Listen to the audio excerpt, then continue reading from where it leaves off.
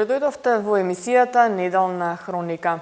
Во оваа емисија се потсетуваме на повеќето теми од градот кои што беа актуелни во текот на неделава. Но ќе дознаеме и што е тоа на кое градската власт ќе посвети внимание во наредниот период и какви се плановите за Скопје. Повеќе за ова ќе погледнете малку подоцна од интервјуто со градоначалникот на град Скопје Петре Шилегов. Град Скопје се заложи да го расчисти просторот околу Битпазар, да ги дислоцира дивите тезги и да се уреди овој простор. А со дислокација на тезгите со цвеќиња зад поликлиниката Битпазар, Скопје доби нов цветен пазар. Прилогот на оваа тема го гледаме во приложение.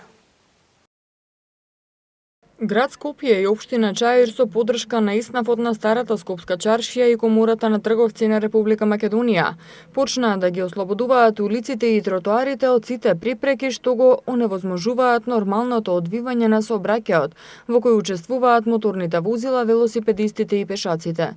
Веќе започна ослободувањето на булеварот Крстен Мисирков и тезгите околу Битпазар. Со дислокација на тезгите со цвеќиња од тротоарите на Битпазар на просторот позади клиниката, Скопје доби нов цветен пазар.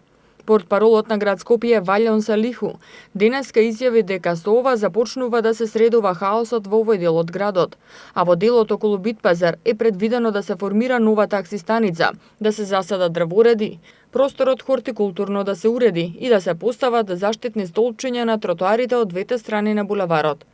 Дополнително се планира да се уредат и осветлат пасажите во Старата Скопска чаршија. Градот овозможи тезгите со цвеќиња кои беа поставени на тротоарот кај Битпазар да бидат поставени на само 100 метри од оваа локација позади амбулантата во Битпазар. Упатува молба до нашите сограѓани да помогнат во овој процес на адаптација на новата локација на тезгите на Цветен пазар. Имаме разбирање дека трговците кои работат во нелегалното поставените тезги вложуваат многу труд за да заработат основните средства за живот. Затоа, во соработка со Скопски пазар, за сите трговци на легалното поставени тезги, обезбедивме простор во рамките на Битпазар под одредени поволни услови. Целта е да изградиме партнерски однос при што никој нема да биде оштетен, ни трговците, а ни учесниците во сообраќајот. Со оваа одлука, трговците не се задоволни и вела дека 2 дена никој не дошол да праша колку пари се цвеќињата, а не пак да купи. Исто така не се задоволни од тоа во кој период се дислоцирани, односно вела дека се дислоцирани во екот на сезоната, а додека луѓето ја научат новата локација, сезоната ќе заврши. Никад не беше полошо. Никад. Не памтим тука, 2 дена никој не дојде да ми каже колку е свеќето. И тука баш најлошата сезона не извадат овде. Тоа требаше дали опечеток, дали на крај сезоната да исхадне, да ги учиме луѓето. Овде сега док ги учиме луѓето више помине сезоната. Сезоната до 25. И тамо имаше и многу добри излог, и многу добро доаѓаат. Сега више никој не доаѓа. Кој ќе ти доаѓа овде? Градот исто така во текот на неделава што измина пред судската палата го засади дрвото гинко на местото на споменикот на ќосето. Ова дрво кое представува символ за човековите права ќе ги потсетува судиите на обврската праведно да судат. Пред околу 2 месеца, кога беше отстранет споменикот на Андон Лазов Јанев ќосето, градоначалникот на град Скопје Петре Шилегов најави на негово место дека ќе биде засадено дрво гинко како символ на човековите права. Денеска во придружба на делегација од братимениот германски град Нирнберг покрај засаденото дрво беше поставена и плоча на која е испишан членот 10 од Декларацијата за човекови права на Обединетите нации, кој гласи: секој има потполно еднакво право на праведно и јавно судење пред независен и непристрасен суд, при одредување на неговите права и обврски и во услови на какво и да е кривично обвинение против него.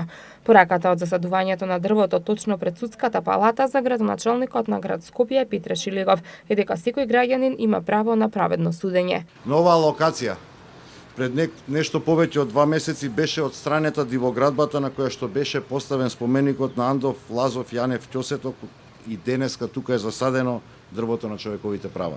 Отстранувањето на споменикот и засадувањето на така нареченото дрво на човекови права на местото каде што беше поставен постаментот на овој споменик, дивоградба, е символ на почитување на законитоста, правдата и правичноста. Дрвото кое што ја замени оваа дивоградба е од видот гинко и е символ на човековите права насекаде во светот. Токму заради тоа, покрај ова дрво, ќе биде поставена денеска донирана од страна на градот Нинберг, изгравирана плочка која што подсетува дека секој од нас има право на праведно судење и јавно судење и дека секој граѓанин е независен, има право на судење пред независен и непристрасен суд, а кое што право е предвидено во Универзалната декларација за човекови права на Обединетите нации. На настанот присуствуваше и државниот секретар за европски прашања во МНР на Германија Михаел Рот, кој потсети на изјавата на Мартин Лутер Кинг дека доколку знае дека утре ќе се сруши целиот свет, ќе искористи приликата денес да засади дрво. Тоа е и дрво кое што ги преживува и најтешките услови. Во 1945 година, кога падна атомска бомба во градот Хирошима, прво нешто што израсна, тоа беше дрвото гинко. Денеска завршува 7-то издание на Фестивалот на креативни индустрии Скопје Креатива. Овој фестивал на посетителите им нуди богата програма со домашни и странски гости од светот на креативната индустрија. Во продолжение го гледаме прилогот кој го подготвивме пред почетокот на фестивалот. Што всушност опфаќа овој фестивал? Од утре до 13 мај во Младинскиот културен центар и на локација околу МКЦ ќе се одржува 7-то издание на Фестивалот на креативни индустрии Скопје Креатива 2018.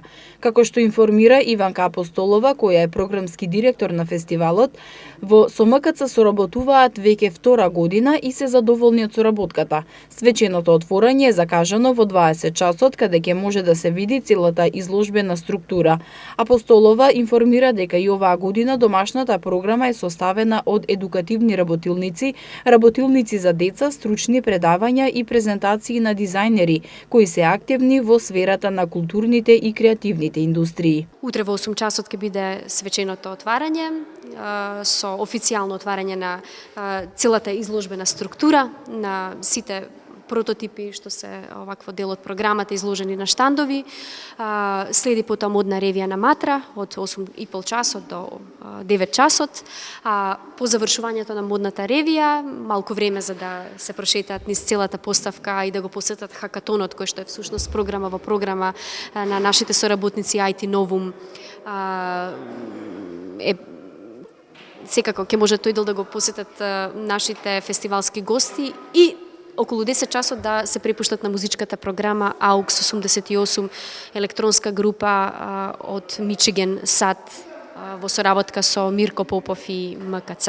Весна Димчева од фестивалот информира дека секоја година во овие 7 изданија посебно значење за публиката имаат гостите од странство. Годинава има неколку гости од регионот и Европа, значајни имиња во областа на креативната индустрија, но од различни области како што се фотографија, дизајнер, архитектура, уметност, култура, а своји настапи ќе имаат в сабота и недела. Во рамките на фестивалот се предвидени и предавања и работилници. Посебно значаен гостин е белгискиот фотограф Герд Детае, кој што е многу интересен по начинот на кој што работи. Значи не работи класична фотографија, туку комбинира повеќе различни фотографски техники и работел за врвни компании како Saatchi & Saatchi, Toyota, брендови како Ericsson, Carrefour и многу други.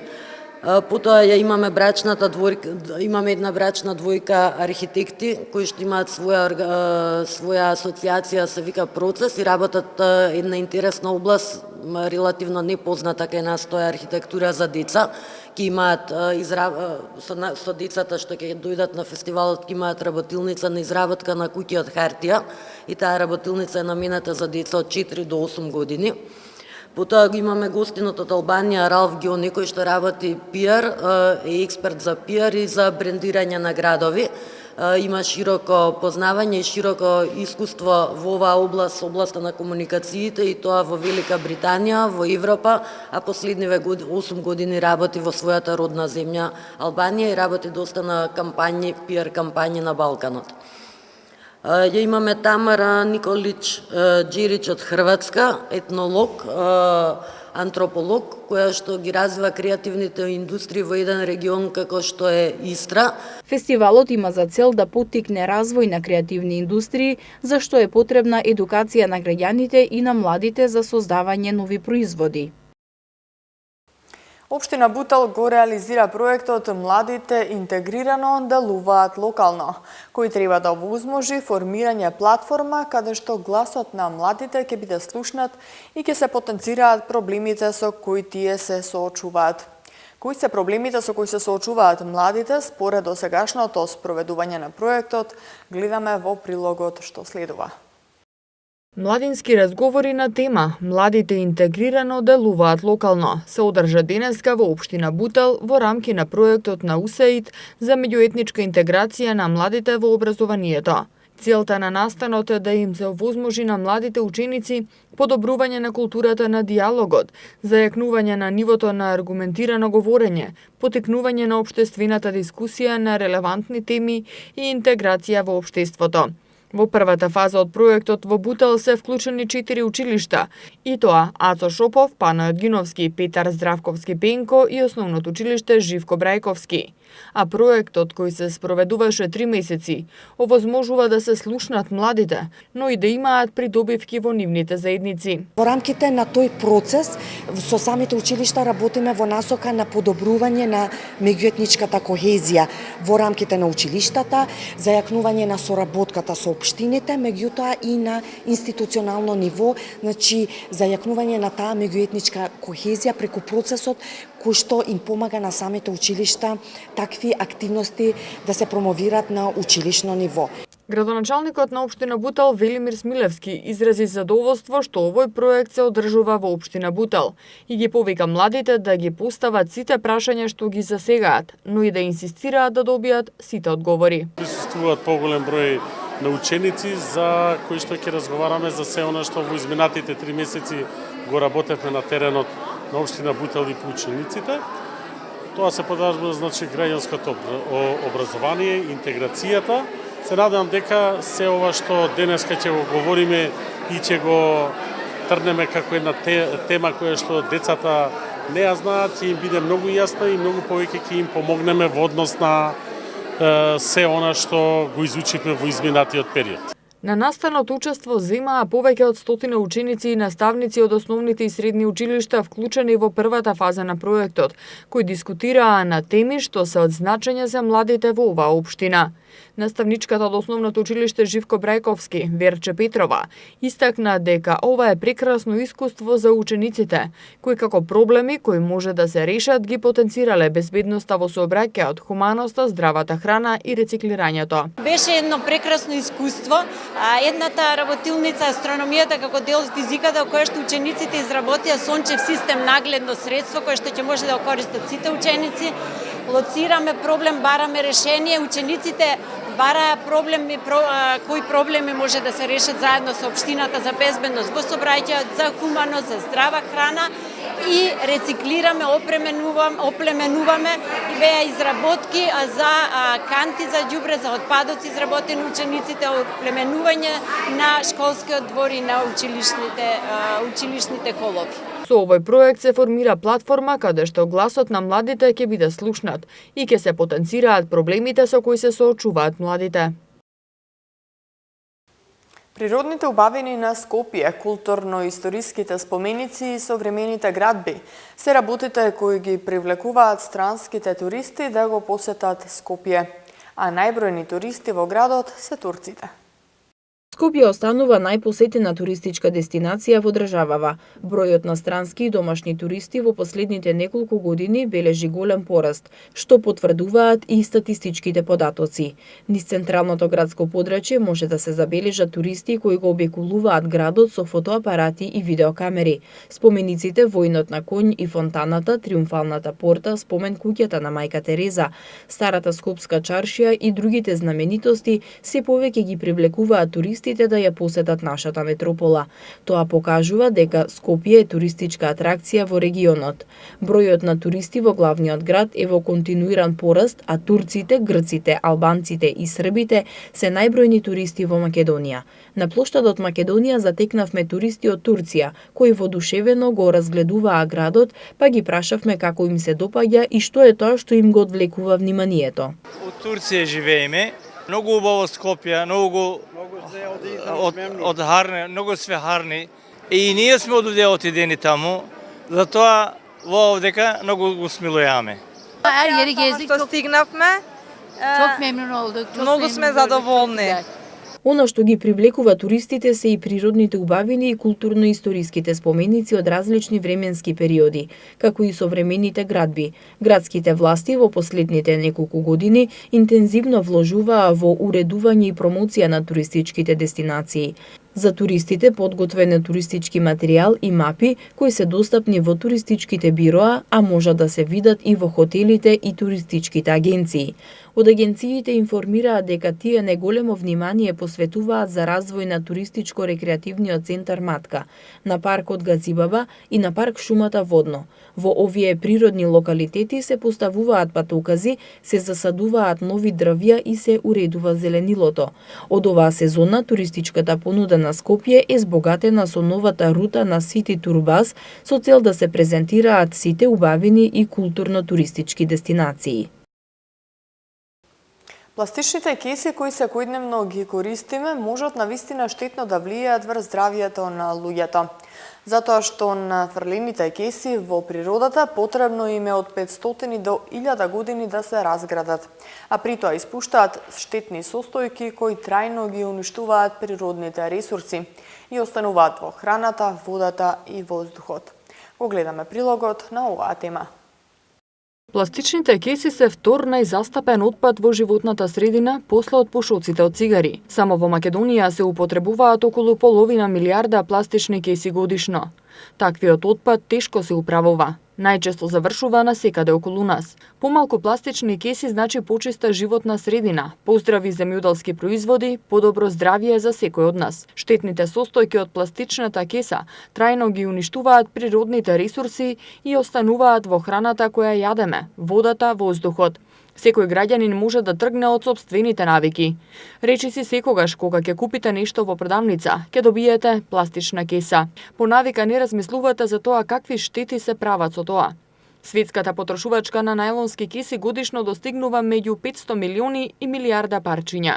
Меѓу земјите во кои е забрането нивно производство се Кина, Јужна Африка, Тајван, Бангладеш, Бутан, Израел и Руанда. Македонија беше меѓу првите земји во Европа која ги забрани најлонските кеси за употреба во трговијата. Најлонските кеси кои се даваат во продавниците, а кои порано и во Македонија беа бесплатни, се најголемиот загадувач на животната средина. Иако во Македонија беше донесена наредба од 1 јануари 2009 година за забрана на употреба на кеси изработени од најлонски маси во продавници, деловни простории и пазари каде што се врши трговија на мало, многу ретко се почитува. Забраната се однесува само на најлонски кеси со капацитет помал од 5 килограми. Оние поголемите може да се употребуваат, а купувачите да ги плаќаат. Поголемите маркети воведоа биоразградливи кеси кои дел од маркетите не ги наплатуваат, а во дел се продаваат по 2 денари. Додека пак во помалите продавници се уште се користат пластичните кеси и тоа се наплатуваат по денар или 2. За штетите од употребата на најлонските кеси сведочат многу научни трудови. Тие јасно кажуваат дека ова е сериозен проблем за животната средина. Според Сладјана Стаменкова од Сдруженијето Екозвон, забраната треба да биде целокупна, затоа што за производство се потребни 5 секунди, за користење 5 минути, а за нивно разградување од 500 до 1000 години. Таа за прва Скопска изјави дека во наредниот период Сдруженијето планира да спроведе едукативни настани во училиштата и градинките за штетното влијание на пластиката врз животната средина. Најлонските кеси, како и пластиката, се разградуваат полека и се распаѓаат на микроскопски отровни супстанци кои се нарекуваат полимери, а кои ги загадуваат почвата и водата и преку нив влегуваат во процесите на производство на храна. Рециклирањето на најлонските кеси е премногу скапо во споредба со цената на суровините материјалите од кои се направени, со што штетите од нивното користење постојано се зголемуваат. Нейлонските кеси се уште се наше секојдневие, но штетното влијание од нив не треба да го заборавиме и секој поединец треба да се запраша пред да фрли пластична кеса во природата. Инвестициите во Balkan Energy Group во овие 5 години ја враќаат довербата кај граѓаните и тоа резултира со нови 6300 приклучени корисници.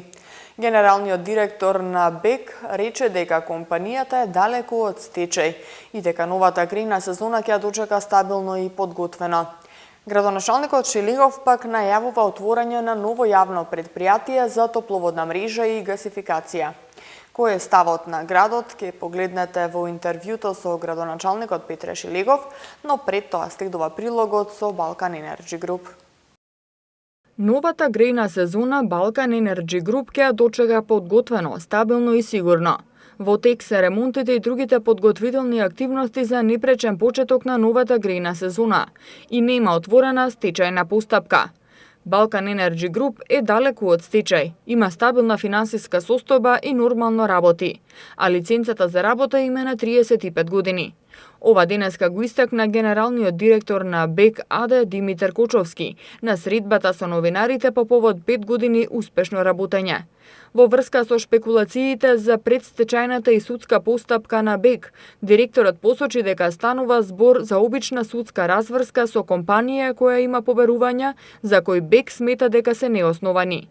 Градоначалникот на град Скопје Петре Шилегов во еден наврат најави преземање на топловодната мрежа во Скопје и дека ќе биде креатор на стратегијата за затоплување на домовите, како и формирање ново јавно претпријатие кое ќе биде костурот на креирањето на стратегијата на топловодната мрежа, но и носител на гасификацијата.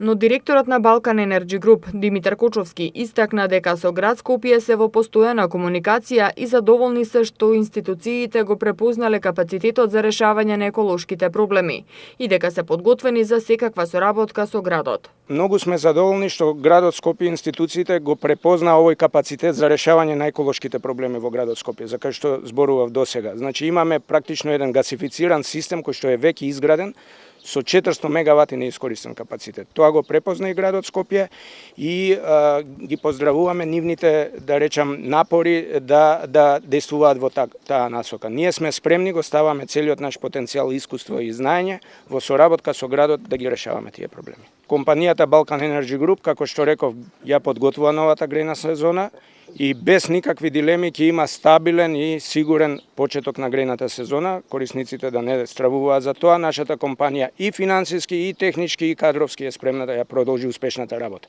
и да ги продолжи овие подобрувања за кои што досега разговаравме. Кочовски денеска ги потенцираше инвестициите и високиот технолошки развој на системот за централно грејење, кој од систем во изумирање и со голем одлив на потрошувачи и големи топлински загуби, прераснува во модерен енергетски систем која враќа довербата кај граѓаните. Запрене трендот на исклучувања, а приклучени се нови 6300 корисници. Исто така во овие 5 години намалена е цената на услугата за 31,32% кај домаќинствата, 51,92% кај деловните субјекти и за 65,66% кај образовните институции. Околу новата цена на услугите на БЕК од новата грејна сезона, Кочовски не можеше да каже ништо, затоа што цената се одлучува во јули. А БЕК побарува објективна цена според трошоците, но најави проширување на мрежата во населбата Александрија во Влае, а понатаму ќе се движат во правец кон Ѓорче Петров. Исто така Кочовски најави дека се размислува и за воведување 24-часовно грејење и ќе може куќните совети да бираат кој режим сакаат да го користат.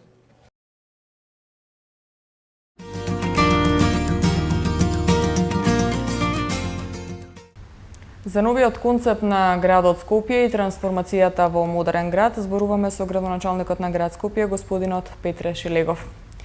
Господине Шилегов, пред околу 6 месеци, кога ја презедовте функцијата градоначалник на град Скопје, бевте наш гостин во Урбаните вести, каде што ја представивте визијата која што имате за градот Скопје. Тогаш на почеток најавивте дека ќе воведете нова стратегија во комуналната хигиена во градскиот превоз. Во градскиот превоз веќе се забележува со пробните автобуси кои што се обраќаат на 3 линии во Скопје, меѓутоа со комуналната хигиена некако не се развива во позитивна насока. Па, најпрво добар ден. Ете, после 6 месеци јас ве угостувам вас, бев гостин во студиото, драго ми е што сте присутни во кабинетот на градоначалникот, во мојот кабинет. Работите во градот Скопје одат за нијанса веројатно поспоро од очекувањето на граѓаните, меѓутоа, знаете, кога не сте имале оперативни системи над кои што ќе можете да надградите содржина, тоа значи две работи. Првото дека градот немал оперативен систем по основ на кој што вие ќе може да го надополните и да ги подобрите услугите кои што ги дава градот и јавните градски предпријатија сходно на тоа, што е лошо. Меѓутоа, од друга страна, доброто е вториот момент е што во услови на непостоење на систем барем го креирате таков каков што треба да биде. Креирањето на систем сам по себе изискува и време, и напор, и средства. Тоа го работиме перманентно во изминатиот период. Видливи се напорите кои што ги правиме при проценката на градот за набавка на или обнова на флотилата на јавното сообраќајно предпријатие.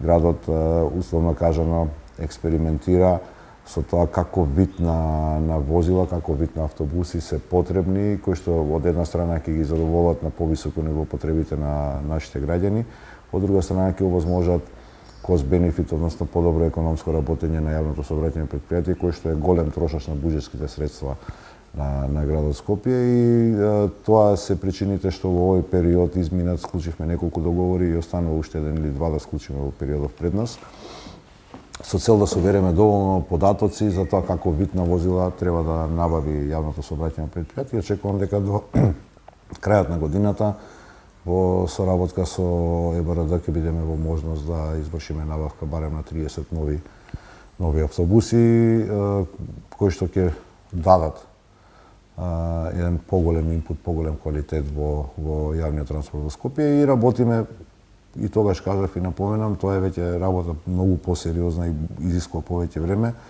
На целосна реорганизација се работат податоците, внесот на податоци не можете да ги реорганизирате градските линии како ќе ви текне, туку по однос на влез на податоци за навиките на луѓето и потребите нивни за потреба во смената на целиот концепт. Апсолутно, да. Апсолутно, да. По однос на комуналната хигиена, таму сме во фаза на реорганизација.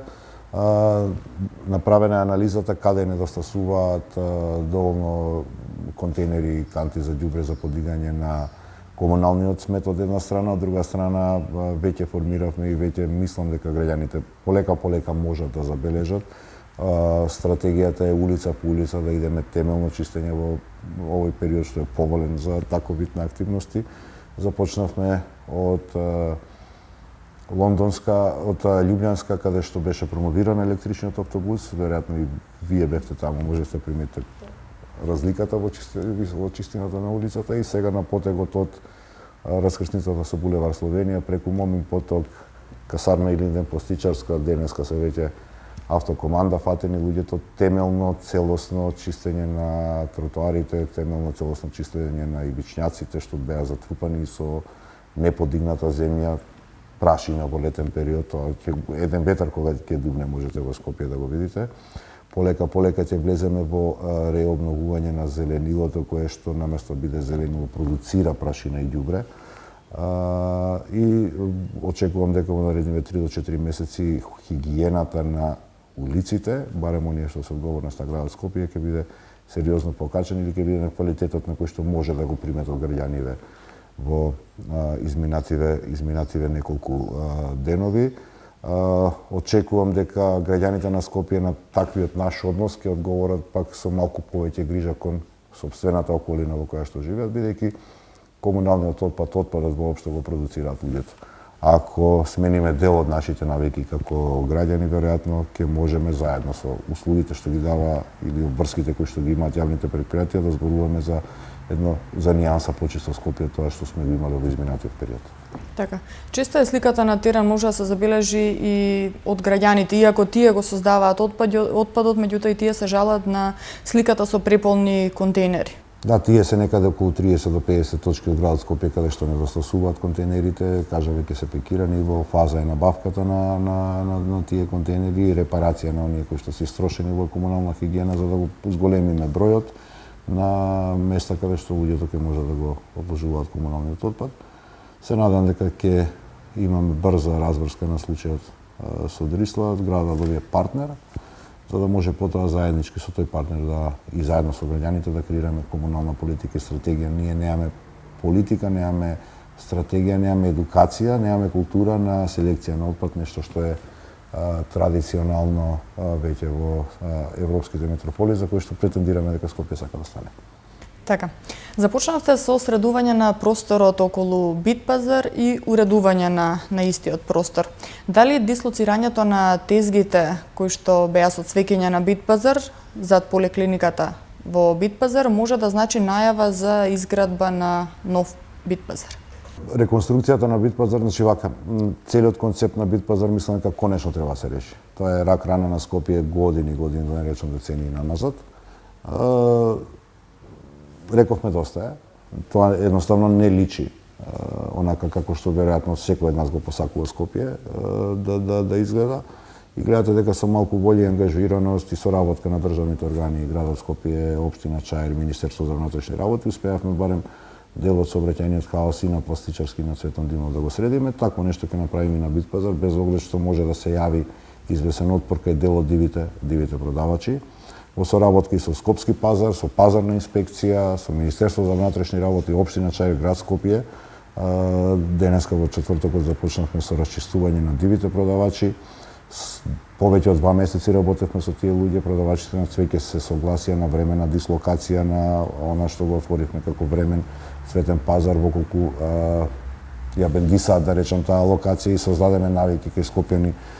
Тоа лесно може да се преуреди и да биде еден нов цветен пазар во тој дел на градот, што мислам дека и е потребно, бидејќи не може град колку Скопје да екзистира со еден цветен пазар, очекувам дека денеска, без оглед на протестите на дивите продавачи, полека ќе го ставиме редот на Битпазар, ќе се изгради таму такси станицата, ќе биде обновено осветлувањето, ќе бидат поставени дрвореди, тој простор од градот да стане пријатно свратилиште. Скопски пазар започна со реконструкција на целиот пазар и некаде година и пол од сега тоа ќе биде еден модерен, покриен, зелен пазар со доволно паркинг места со цел да го избегнеме хаосот кој што таму се случуваше години назад.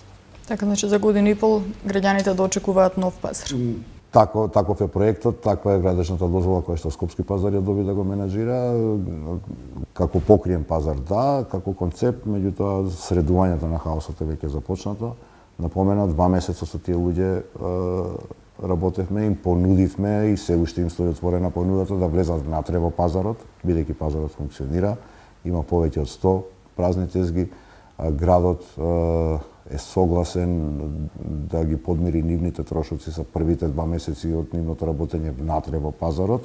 Значи има доволно, водевме сметки за социјалните елементи, од друга страна имате преку 500 продавачи кои што легално продаваат во пазарот и овие им се нелојална конкуренција што се надвор. Сакаме да ги внесеме сите во рамките на она место што е означено за пазар, на некој навиките можеби не му се такви, меѓутоа не може заради 50 на луѓе целиот град да страда. Така. Исто така најавивте и преземање на топловодната мрежа во Скопје, како и формирање на ново јавно предпријатие кое што за топловодната мрежа и кое што всушност ќе биде и носител на гасификацијата. Но пред неколку дена директорот на Balkan Energy Group изјави дека БЕК е далеку од стечај и дека БЕК новата грејна сезона ќе ја дочека финансиски стабилно и подготвено. Каков е вашиот став околу ова прашање? Не навлегувам јас во тврдењата на БЕК и тие се тврдења на БЕК. БЕК е во моментот носител на лиценца за затоплување на градот и тоа е факт. Она што јас сакам да го направам е да ја вратам собственоста на топловодната мрежа која што секаде во свет е собственост на градот. 99-та со одлука на тогашната влада од не знам кои причини е доделена на ПУИК.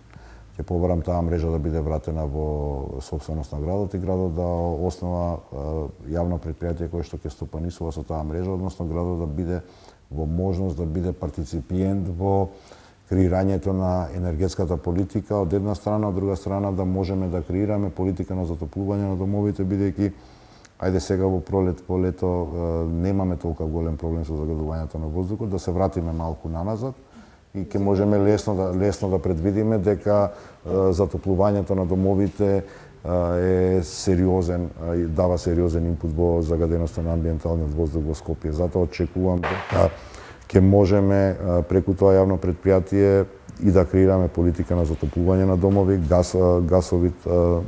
гасовите кои што се издувните гасови за затоплувањето на домовите, едноставно ќе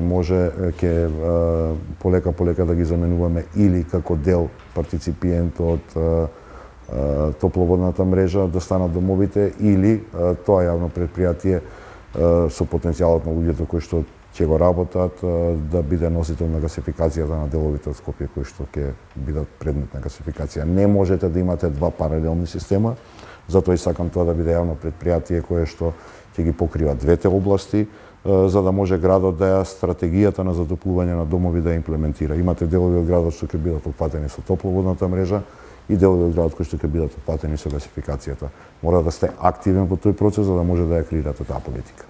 Така. На почетокот од преземањето на функцијата најавивте дека гасификацијата ќе започнете во 2018 година. Дали ќе започне оваа година гасификацијата? Јас очекувам дека првите објекти во текот на оваа грејна сезона што ни предстои ќе бидат уклучени на секундарната гасоводна мрежа, каја може би повеќе символично како почеток, меѓутоа доволно е да започне процесот и да овозможиме на граѓаните на Скопје да го користат гасот како енергенс. Така, што треба првично градот да направи за еве тие први објекти да се приклучат на гасификацијата? Веќе се во фаза на разработка и по општините проектите за гасоводните мрежи. Предпријатието кое што планира градот да го основа ќе си има сопствено проектанско биро кое што ќе изработува проекти на гасоводната мрежа за да не губиме време во јавните набавки. Знаете, за да сработи еден проект би требаат околу 90 дена во смисол на од кога ќе оформите барањето за проект до моментот дека заврши постапката за јавна набавка. Толку време ние едноставно немаме, затоа што воздухот што го дишеме не ни дозволува луксус на губење на време, затоа и фирмата ќе има проектанско биро кое што ќе ги врши тие проектирање на таа гасоводна мрежа и да почнеме еден по еден деловите од градот да им овозможиме на граѓаните да се приклучат на секундарната мрежа. Така. За оваа пролет најавивте и отворање на калето со нови содржини, но се уште на терен нема ништо видливо.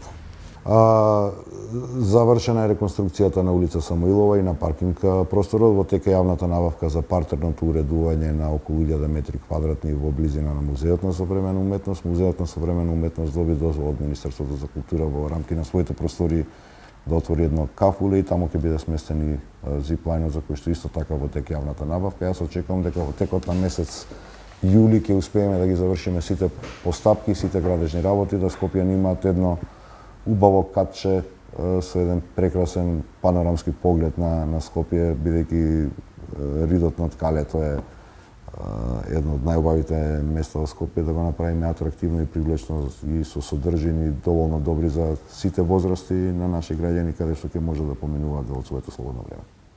Така, уште едно значајно место за скопјани е и Треска, за која што вие во вашата кампања рековте дека нема потреба од вложување, туку само од одржување на веќе постоечкото. Кога да очекуваме дека ќе се врати? Езерцето? Така, да. Езерцето треба сериозно да се реконструира. Тоа е со одлука на Советот на град Скопје пред 5 години доделено на управување на општина Сарај. Во тек се разговорите помеѓу градот и општина Сарај да тоа биде вратено на градот. Очигледно е дека општина Сарај нема капацитет нити можност да го управува и тоа езерце и тој капацитет не смееме повеќе да го ставиме на забот на времето и вие знаете дека Советот на градот Скопје веќе донесе одлука со која што ние како град партиципираме во изработка на документација за ревитализација на езерцето Треска. Од тие разговори очекувам дека полека ќе ги привршуваме со цел да направиме една заедничка стратегија како тој капитален објект на градот да го вратиме повторно во зоните или во радарот на поглед на граѓаните на Скопје како едно од убавите места на градот. Така. Исто така на почеток уште една работа која што ја кажавте е дека на Скопје му недостасуваат 36 километри булевар. Каде ќе бидат изградени овие булевари во должина од 36 километри и кога граѓаните може да очекуваат да започне некој проект за изградба на нов булевар?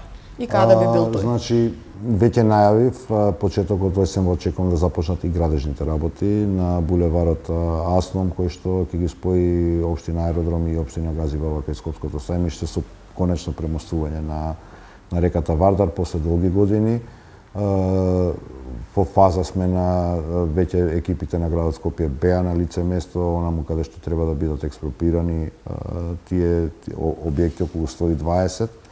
Тој проект ќе не чини околу 16 милиони евра, за жал, заради толку скапе, заради одлуката на мнозинството во Советот на општина Газибаба на ВМРО ДПМН, кој што одби понудениот договор од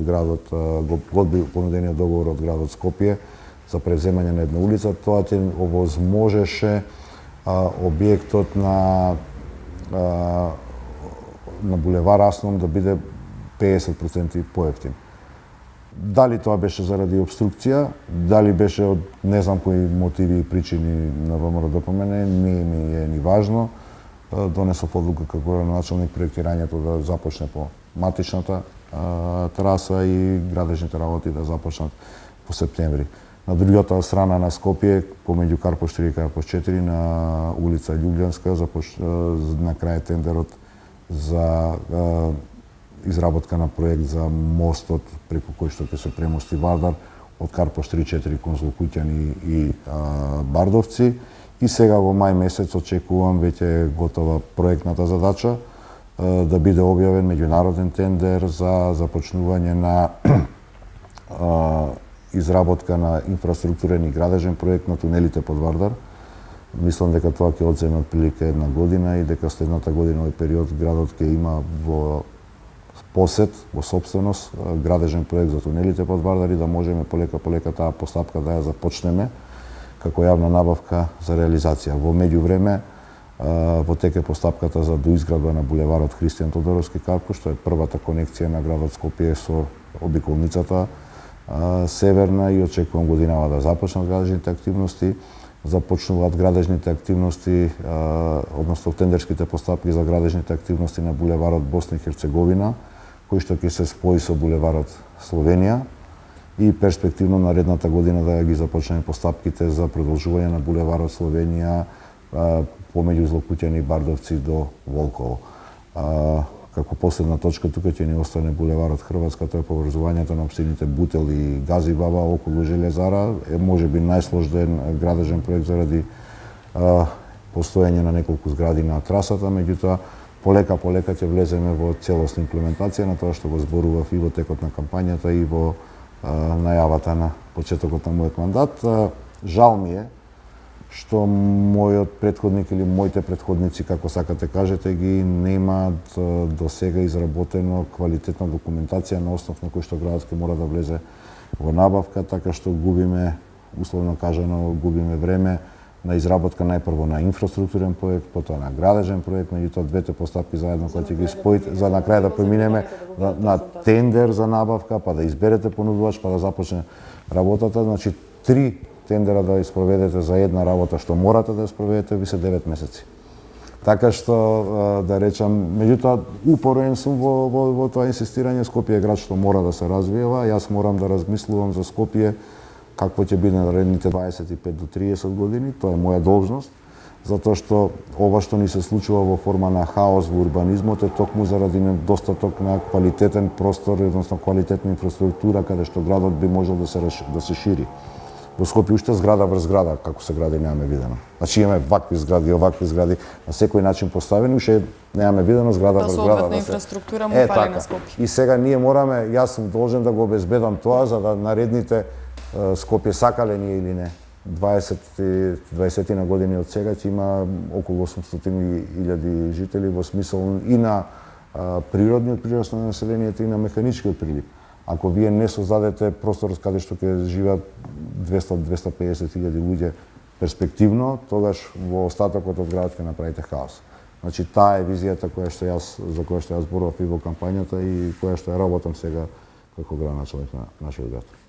Така рековте дека Скопје ќе го направите Smart City и за таа цел дека во 2018 година ќе набавите софтверска и хардверска инфраструктура во износ од 2 милиони евра.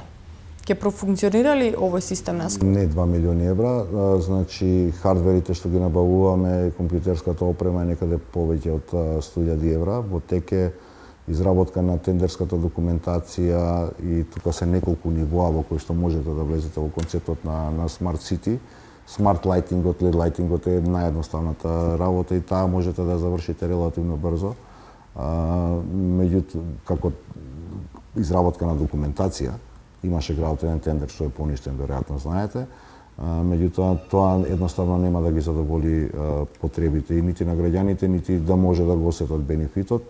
Постојат уште две различни нивоа на каде што ќе се развива градот, а тоа е освен Smart Lightingот да создадете една платформа која што ќе може на модуларен принцип да ги прими софтверските решенија кои што постојат по јавните предпријатија. Таа анализа ја правиме за да одбереме вистинската платформа, за да може после да се во таа платформа да се внесат доволно податоци кои што ќе ги дадат бараните податоци или на граѓаните ќе им овозможат електронски услуги. Тоа до сега никој не го правел.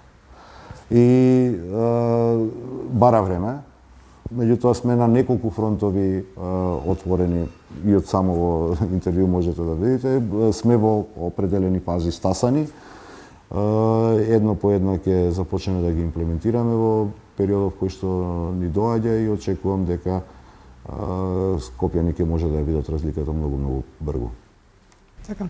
Едно горливо прашање за Скопјани кое што со години се провлекува е Дрисла. Меѓутоа сега пред извесен период организиравте прошетка, еве да кажеме, на новинарите во Дрисла, што долго време ја немале таа можност и го промовиравте новиот филтер во печката за медицински отпад, која што реално многу придонесуваше во зимскиот период за загаденоста на воздухот. Меѓутоа сега постојат и некои обвиненија за дека градоначалникот Чилегов ќе носи смет од струга во Дрисла. Прашањето на Дрисла некој свесно или несвесно го тргал на страна со цел да има можност за некои заткулисни работи. Тука сум веќе дефинитивно убеден околу тоа прашање. 7 или 8 години упорно се инсистира на едната иста опција. Прашањето на Дрисла во моментот е пред Висшиот управен суд, со кој што ние како град кореспондиравме, беше од нас побарана некаква документација. Не знам зашто им треба, бидејќи целиот предмет беше во управниот суд, меѓутоа во ред. Ја дадовме бараната документација. Знаете што боли човечки? Некој 7 или 8 години го креирал проблемот, не се обидел да го реши. Јас тој проблем многу радикално го отворив на почеток на мојот мандат и за 5 месеци успеавме да ја казниме Дрисла, да и во текот на зимскиот период наметнеме режим на посебна работа на инсинератор за спалување на медицинска опрема, да ја задолжиме и да постапи по задолжувањето да го постави водениот филтер и ја очекувам дека во текот на јуни месец, барем по она што го имам како информација, ќе биде набавен нов инсинератор за спалување на медицинскиот отпад. За 5 месеци. Нешто што нас не труеле. Сега, кога се соочија со нешто што е веројатно несомнен успех, еве да не биде дека јас се фалам дека, меѓутоа факт е дека за 5 месеци го завршивме се тоа. Да се минимизира таквиот ангажман, излегува фейк нюс, лажна вест, што 5 или 6 пресконференции советници на ДПМН во Советот на градот Скопје безочно ја лажеа јавноста во Скопје. Без срам. Играјќи се со чувствата за здравјето нивно, за здравјето на нивните деца. Кај што тврдеа дека 200.000 тони од дивата депонија во Стриваје ќе завршат во Дрисла. Еве го документот од Дрисла, кој што го потврдува токму спротивното. И затоа сега престанаа, кога го појавив овој документ пред некој ден за прв пат, престана ќе се извинам на изразот да зборуваат се и се што во јавноста. И тоа срамота е за една политичка партија што е главна опозициона партија. Скопје да се игра со чувствата за здравје на Скопјани. И тоа повеќе зборува за политичката некултура која што тие имаат како структура, отколку за вистината. Вистината е оваа, еве го дописот, нити 1 килограм има завршено во Дрисла, нити има било какви разговори, нити има било како договор, нити било од каде во Република Македонија ќе биде депонирана отпад во Дрисла. Така, да се надеваме дека зимата што ни предстои ќе биде со помалку аерозагадување, за разлика од минатата зима, кога што имавме доста концентрации на PM10 честички, како резултат на овие вложувања во Дрисла, како еден од најголемите загадувачи во... Дрисла е сегмент, ќе мора да смениме сите помалку. Реално ќе мора да смениме сите помалку од нас. Ако србите имаат поговорка иста мета, исто растојање, на крај го добивате истиот резултат. Ако продолжиме сите со истото поведение, не можеме да бараме или да очекуваме дека ќе се смени нешто. Мораме сите малку да смениме од животните навики, за да придонесеме да имаме поздрава животна средина. Така. Сосема за крај на нашето денешно интервју. Дали градот ќе остане во бараките или пак планира да се пресели? Јас веќе најавив на неколку пати, очекувам дека годинава направивме напори без оглед на буџетските опроварувања. Овие луѓе овдека без оглед на се не заслужуваат да работат во вакви услови. Мојата канцеларија и солидно изгледа, да речем, во однос на тоа што вработените во градската администрација работат, граѓаните кои што општат можат да видат, што јас во разговор со вработените, што па не било пракса, значи градоначалникот до сега не разговарал со вработените, јас разговарам на средби со вработените, ми реков, па вас уште ви фали габички да почнат да ви растат во белите дрови, навистина се толку лоши условите. Правиме напор, ветување на изведувачот дека до крајот на септември градежно ќе го заврши објектот, па да влеземе лека по лека да ја селуваме инфраструктурата во смисол на компјутерската опрема и податоците кои што се содржат во неја и дали ќе влеземе да набавиме за вработените нов мебел за нивните канцеларии. Знам едно, мојата канцеларија ќе биде последна опремена. Мене ми е доволно и добро и ова биро да биде однесено таму, за да работам работата за која што граѓаните ми ја дадоа довербата и за која што чувствувам одговорност. Мислам дека до нова година, ако изведувачот Бетон Скопје се држи до кажаното, ќе успееме да градската администрација ја преселиме и тогаш градот да добие капитал во форма на земјиште каде што сега бараките. Тогаш ќе можеме да располагаме и со ова земјиште на соодветен начин, не на зградури, ни со станови, значи меѓутоа ќе биде некако капитал со кој што ќе може да располагаме да изградиме соодветна инфраструктура и за овој дел од градот. Во ред, господине Шлегов, јас ви благодарам на одвоеното време за денешното интервју. Благодарам на поканата, благодарам што ми дојдовте одека, се надевам дека досега имавме добра соработка, така ќе продолжи барем дека јас седам одека. Благодарам уште еднаш.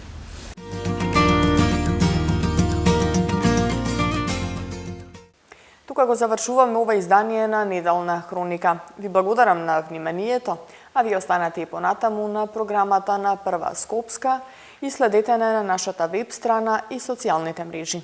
Пријатно!